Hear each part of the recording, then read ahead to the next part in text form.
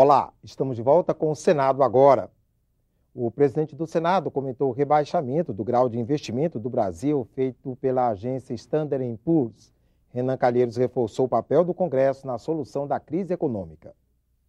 O Congresso alertou, chamou atenção, se colocou à disposição, apoiou, fez o ajuste, qualificou o ajuste em algumas oportunidades, apresentou uma agenda e está disposto a continuar colaborando. O Congresso tem colocado o desafio de sugerir caminhos para que nós tenhamos, como consequência desses caminhos encontrados nessa agenda, reverter a expectativa da redução do grau de investimento. De modo que o Congresso tem colaborado para reverter essa redução do grau de investimento. Nós temos que fazer o dever de casa, fazer as mudanças estruturais, dar consistência e eficiência ao gasto público. O Congresso tem colaborado e vai continuar colaborando, vai fazer a sua parte. A situação do crédito rural junto a instituições privadas e estatais repercutiu na reunião da Comissão de Agricultura nesta quinta-feira. De acordo com os integrantes da comissão, este é um problema recorrente que tende a se agravar com a crise econômica.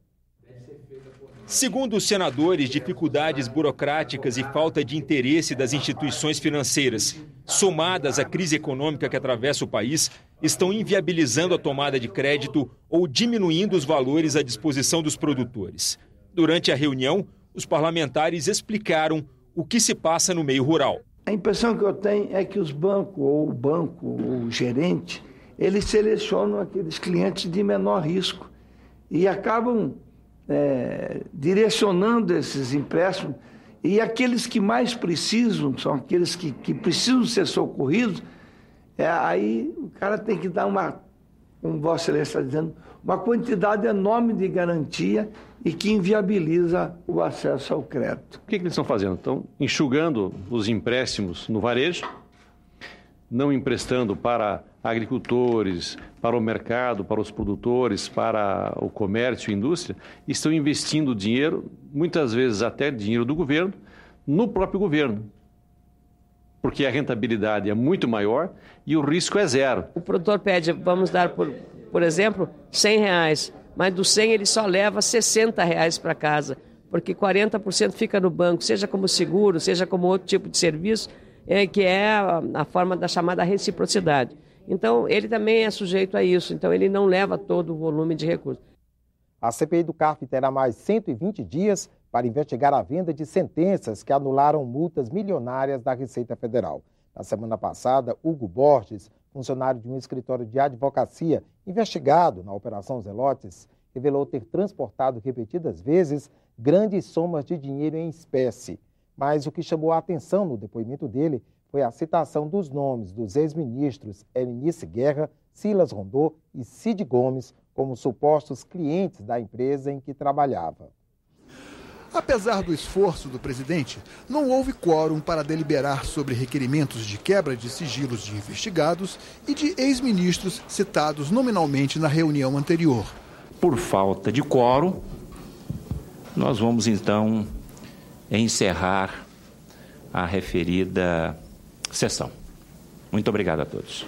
Mas isso não abalou o ânimo do senador Ataídes Oliveira, que anunciou: a CPI está prorrogada.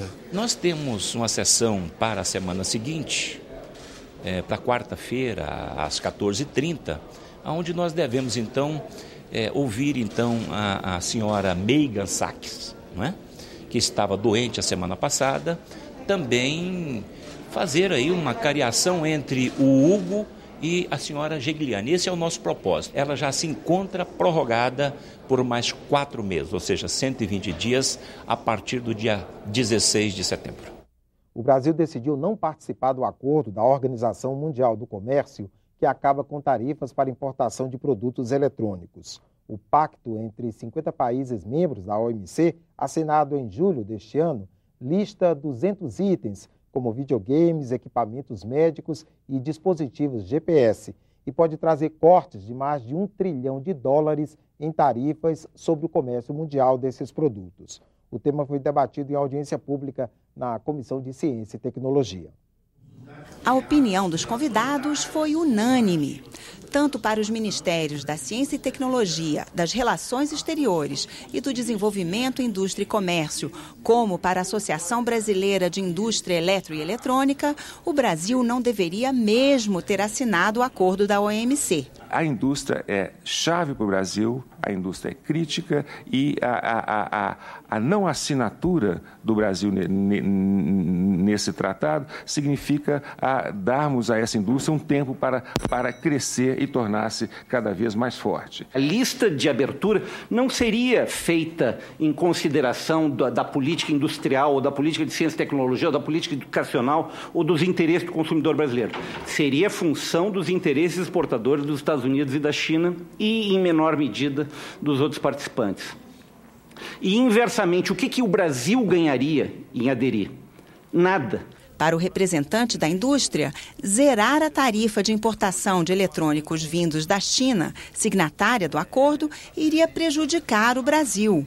A indústria nacional tem dificuldade de competir com produtos chineses por vários motivos. A indústria nacional é estabelecida e incentivada pela lei de informática, mas é uma indústria altamente competitiva, né? Os produtos vendidos no Brasil e fabricados pela indústria nacional também têm preços internacionais competitivos, né? Então, não se pode aderir a um acordo em que as condições são absolutamente desiguais, né? Os fabricantes internacionais, o principal fabricante internacional de produtos eletroeletrônicos, como a China, por exemplo, ela tem condições de fabricação absolutamente desiguais com o Brasil, né? No Brasil, nós temos um custo de produção, de certa forma, elevado, uma legislação trabalhista pesada, que tem que ser observada. E, além disso, temos alguns custos logísticos, né, que têm que ser também analisados, né? No caso da China, por exemplo, nada disso ocorre, né? A legislação trabalhista da China, acho que é inexistente, né? Assim, a China é conhecida por fazer um dumping social, né? Os produtos que seriam isentados de impostos são produtos que, se isso acontecesse, a nossa indústria praticamente iria fazer uma demissão em massa de pessoas qualificadas que estão nesse mercado de trabalho, engenheiros, técnicos e outras servidores, né, que aguçaria mais ainda a crise que nós vivemos hoje no nosso país.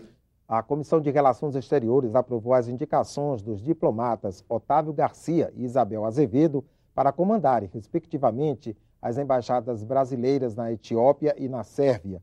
Os nomes ainda precisam ser analisados pelo plenário do Senado. A crise migratória na Europa ganhou destaque na sabatina de Isabel Azevedo. Nesta quinta-feira, a Hungria enviou 4.000 militares para reforçar o controle na fronteira com a Sérvia. A Sérvia tem atuado de uma maneira equilibrada pela sua condição de 86º país em termos no índice de desenvolvimento humano, não tem condições efetivas de absorver uma pequena parcela, provavelmente, possivelmente, mas não mais do que isso, já que 20% da própria população jovem da Sérvia está desempregada. Já com relação à Etiópia, o que preocupa é a situação econômica e social. Com um PIB per capita de $570, o país africano amarga uma das últimas posições no ranking de desenvolvimento humano da ONU. Nós já fizemos 3 operações relativamente significativas de doação de arroz e feijão para a Etiópia. E isso tem sido uma preocupação constante nossa. Mas a preocupação verdadeira, eu acho que é o cerne, é o acompanhamento da implantação de políticas sociais, de auxílio social, para minimizar os problemas que a Etiópia enfrenta. Esta edição do Senado Agora termina aqui. Voltamos a qualquer momento com outras notícias. Obrigado pela audiência e continue com a nossa programação.